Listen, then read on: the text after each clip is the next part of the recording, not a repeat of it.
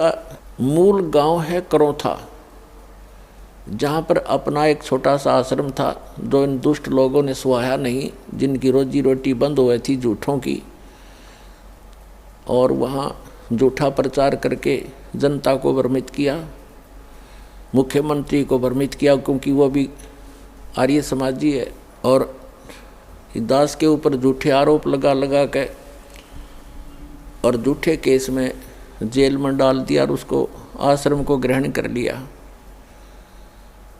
फिर भी परमात्मा कहते हैं कि साच को आँच नहीं होती। पुणात्माओं, आई कोर्ट ने हमारे हक में फैसला कर दिया।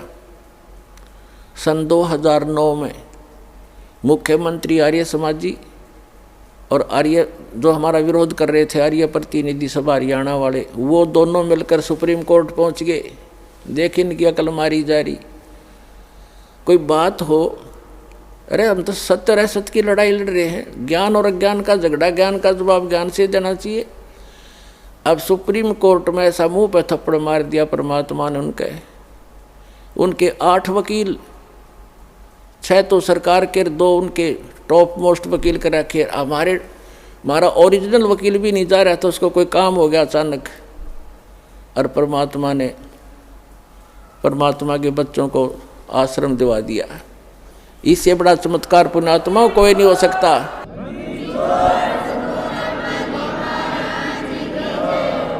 अब भगवान से बाहर कौन जाएगा? ये जज क्या है? ये भी परमात्मा के रिमोट से चलते हैं, उसी के बच्चे हैं, उनकी बुद्धि उनके हाथ में है। 1 सेकंड में सच्चाई को ऊपर ला दिया। अरे पुण्यात्मा, हमने उस आश्रम की आवश्यकता भी ना रह रही थी, क्योंकि वहाँ पर तुम्हारी गाड़ियाँ भी ना खड़ी हों सारी। जब आज हमारी व्हीकल चले जाओ, व्हीकल भी ना हो उसमें, वो तो ऑड्डे रह गया। लेकिन इनकी जात का बेड़ा पट गया कि इसे मुख्यमंत्री होया करें। राजा को चाहिए दोनों तरफ की बात सुनकर जब डिसीजन लेना चाहिए। एक तरफ जुआ जुड़ जा, तो ये कलयुगी राजाएँ हैं। पुराने राजाओं का आप हिसाब लाओ। रामचंद्र जी राजा थे अयोध्या के, वो किसी मंत्री या किसी अपने साथी की बात में विश्वास नहीं करते थे, भगवान से डरने वाले थे। यदि कोई ऐसी जटिल समस्या होती, वो स्वयं वेश बदल कर जाया करते थे और निष्कर्ष निकाल कर निर्णय लिया करते थे। राजकाल के राजा, उनकी पार्टी के 2 बात कह दे, फलाना ऐसा है, दकड़ा ऐसा है, कर दो उसका नाश। लेकिन हमारे साथ भगवान है, हमारा विरोध करने वालों का नाश हो जाएगा, भगवान के बच्चों का नाश आज तक हुआ नहीं, हर ना होगा।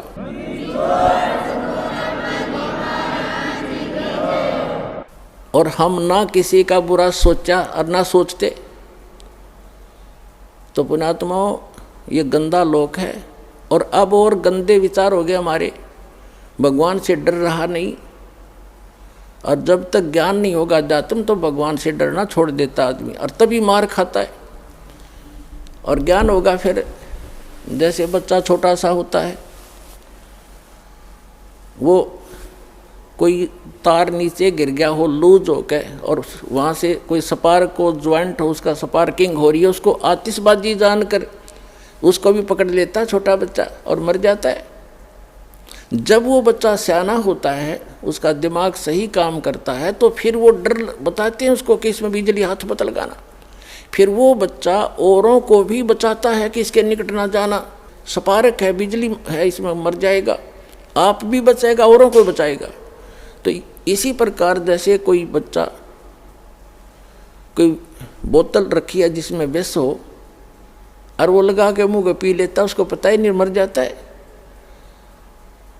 तो पुण्यात्मा, जब उस बालक को ज्ञान होगा, बड़ा हो जाएगा, उस पर लिखा है विष है, तो वो आप भी नहीं हाथ लाओ और दूसरों को भी निलाने देगा कि इसके हाथ ना लगाना, इसमें जहर है। तो पुण्यात्मा, जो गलतियां आज हम कर रहे हैं, हम तत्व ज्ञान, अध्यात्म ज्ञान की कमी के कारण वो विष पान कर रहे हैं, स्पार्क वाला तार पकड़ रहे हैं, रिश्वत लेकर और चोरी करके, जारी करके, मिलावट करके, और एक दूसरे को अपनी ताकत का दुरुपयोग करके सता के हम विष पान कर रहे हैं। और जब ज्ञान होगा, हाथ भी नहीं लावेंगे, चाहे कुछ भी हो, भूखे मर लेंगे पर बुराई नहीं कर सकते। जैसे कर का जहर का रंग होरी हो, कहो कौन तिस खावे राम रंग होरी हो। आदरणीय गरीबदास साहिब जी को परमात्मा मिले, फिर अध्यात्म ज्ञान दिया। आज उसी का प्रकरण चल रहा है, लेकिन बीच बीच में बहुत सी साइड कथाएं सुनानी पड़ती हैं, तभी सत्संग बनता है। आदरणीय गरीबदास साहिब जी को परमात्मा मिले थे, सचखंड लेकर गए थे, फिर वापस छोड़ा था। उन्होंने उस तत्व ज्ञान को प्राप्त किया परमात्मा से। परमात्मा ने उनकी आत्मा में कबीर जी ने पूरा अध्यात्म ज्ञान फीड कर दिया था। तब उन्होंने कहा था कि जैसे कर का जहर का रंग होरी हो, कहो कौन तिस खावे राम रंग होरी हो। कहते हैं आपके घर में होरी माने खुशी, जैसे आप होली मनाते हो, खुशी का दिन मनाते हो, कहते ये होरी नकली है। असली होली तो जब होगी तुम्हारे घर में भगवान की भक्ति होगी, सब दुख रोज टलेंगे। एक भक्त कह रहा था जी हमने 11 वर्ष हो गए आज तक कोई त्यौहार नहीं मना लिया इस शरण में आए। जब इससे पहले क्या था कि ऐसे कभी तो घर में किसी भाई की मृत्यु होगी, कभी चाचा की होगी, कभी ताऊ की होगी, ताऊ के लड़के की होगी, कभी बहन का बटेऊ मर गया तो कभी बहन मर गई। तो ऐसे 11 वर्ष हो गया हमने कोई त्यौहार नहीं मनाया, रोया करते बैठ के त्योहारों को। तो ये खाक त्यौहार है। तो परमात्मा कहते हैं हमारी शरण में आओ, थारा रोज होली रहेगी। और जैसे बुराई तुम करते हो, जो बुराइयां करके धन संग्रह करते हो या किसी को सताते हो, ये तो ऐसा कर रहे हो जैसे जहर खा रहे हो। और जब आपको ज्ञान होगा तब कहते जैसे कर का जहर का रंग होरी हो। कर का माने कण, विष का एक कण भी कहीं पड़ा हो और आपको पता हो ये विष है, और विष की क्वालिटी गुण को आप जानते ही हैं। कहते हैं उस कण को भी, अब तो आप मुट्ठी भर खा रहे हो, एक कण को भी आदमी नहीं खा सकता, इन्हें पता लग जाए ये विष है। तो अभी पता ही नहीं आपको ये विष है। तो ये जानकारी कराने के लिए सत्संग किया जाता है कि जो गलतियां आप कर रहे हो धनी बनने के लिए या लोक दिखावा करके लोक लाज में फंस के, ये ना करो। और आपने यहाँ भी सुख मिलेगा। इस कबीर भगवान की शरण में आ जाओ। ये आपका पिता है, ये समर्थ है, आपके घर में सारे सुख देगा। तो इसलिए कहा है जैसे कर का जहर का रंग होरी हो, कहो कौन तिस खावे राम रंग होरी हो। तो फिर ये गलतियां कोई नहीं करेगा, जहर नहीं खाएगा। ये बुराई करना, चोरी करना, रिश्वतखोरी करना, मिलावट करना, किसी को सताना, आप दुख पालेगा। भक्त दूसरे को दुखी नहीं कर सकता। यह आत्माएं नहीं स्वीकारेगी आपकी इस ज्ञान के आधार से। तो क्रोथा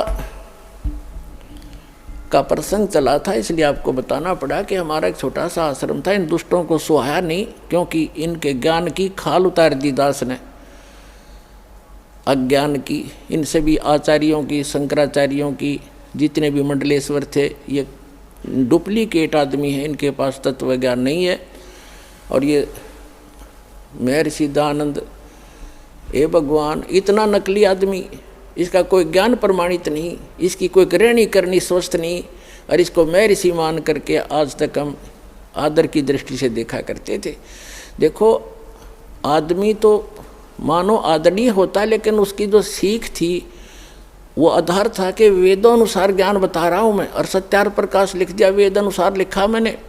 जब दास ने वेदों को देखा, इसलिए महर्षि दयानंद के ज्ञान को वेदों से मिलाया कि यदि इसका ज्ञान वेदों से मिलता हो, और कबीर भगवान का ज्ञान तो सर्व वेदों का निष्कर्ष है, तो कबीर साहब के ज्ञान से तो उसको मिलना कहाँ था, वो तो वेदों से ही मेल नहीं खाया। तो दास ने इतना कहा था भाई इसको छोड़ दो, उनके हित में कहा था, कोई उनसे हमने कोई उनका कोई संपत्ति प्राप्त नहीं करनी थी, सिर्फ रास्ता दिखाना था कि अभी तक आप गलती पर हो और ये गलत मार्ग है। महर्षि दयानंद को वेद ज्ञान नहीं था। आप वेद को सच्चा मानते हो, वेद में ही देख लो। अब आम जनता जो आर्य समाजी है वो कौन है? हमारे भाई हैं, बहन हैं, मामा और बुआ के भाई बहन बेटियां हैं। लेकिन ये दुष्ट लोग हैं जो आचार्य, ये अपने स्वार्थवश उन्होंने ये सोचा कि यदि हमारे समाज के व्यक्तियों को इस सच्चाई का पता लग गया, सारे रामपाल के पास चले जाएंगे, इनका कल्याण हो जाएगा और तुम्हारी दुकान बंद हो जाएगी। ये उद्देश्य लेकर उन्होंने जुल्म ढा दिया। तो ये लोग कभी तैसी नहीं हो सकते, आज तक नहीं हुए ये लोग स्वार्थी। और दास ने परमार्थ में शीश दे रखा है, जेल चाहे जान जाओ, जेल की तो बात क्या है, पर इसको ऊपर लाकर छोड़ूंगा, मालिक का साथ दास के है, सच्चाई को ऊपर लाऊंगा, पूरा विश्व का कल्याण होगा।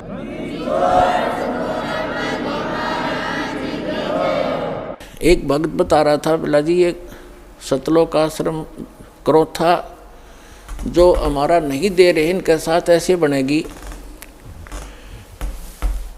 एक व्यक्ति था, उसने कोई गलती कर दी तो पंचायत हुई, उसने फैसला कर दिया भाई 100 रुपये जुर्माना कर दे और चाहे 100 प्याज खा ले, इनमें से एक सेलेक्ट कर ले। वो बोला मैं प्याज खा लूँगा 100, वो ना खाएगे 20-30 खा गए। फिर तीसरा ऑप्शन रखा था, चाहे जूते खा ले 100, इन तीनों में से कोई एक सेलेक्ट कर ले।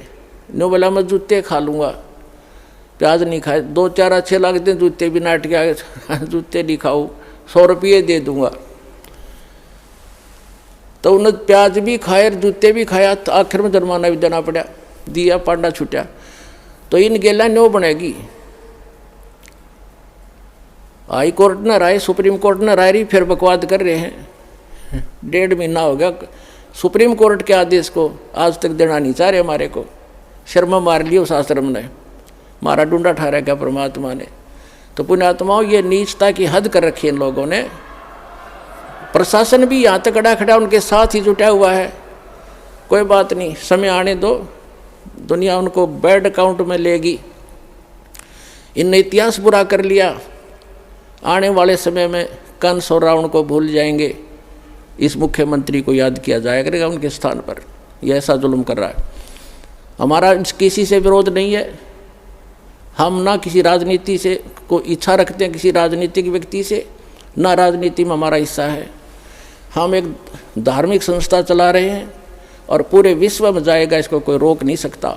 जैसे इस मार्ग का कोई विरोध करेगा, भगवान का मार्ग है ये, इसमें कोई बाधक बनेगा वो अंधा गधा होगा। अंधा गधा, जैसे एक समय एक अंधा गधा रेल की पटरी पर खड़ा हो गया और उसने देखा भाई गड़ गड़ गड़ होता आ रहा है, कोई तुझे डिस्टर्ब करने आ रहा है। जिधर से उसने आहट सुनी उधर दोनों पैर कर लिए पिछले और दलुत्ती पिना ली कि मुझे कोई छेड़ेगा। होता राजा बना खड़ा था बीच में, उसने ये नहीं मालूम था कि तू खुद गलत स्थान पर खड़ा है, को रेल के मार्ग में खड़ा है तू। जब ट्रेन निकट आई उसने अपनी शक्ति दिखाई, दोनों दुलती चलाई और ट्रेन ने पटक कर टुकड़े टुकड़े कर दिया भाई। तो पुण्यात्माओं, इस परमात्मा कबीर जी के मार्ग में ये अंधे गधे हैं जो बाधक बन रहे हैं। समय आएगा परमात्मा इनको वो सजा देगा, याद रखेगा इनकी कई पीढ़ियों तक, और पूरा विश्व याद करेगा ऐसे जालिम लोगों ने जो भगवान के मार्ग में बाधा करते हैं। इन्हें मदद करनी चाहिए।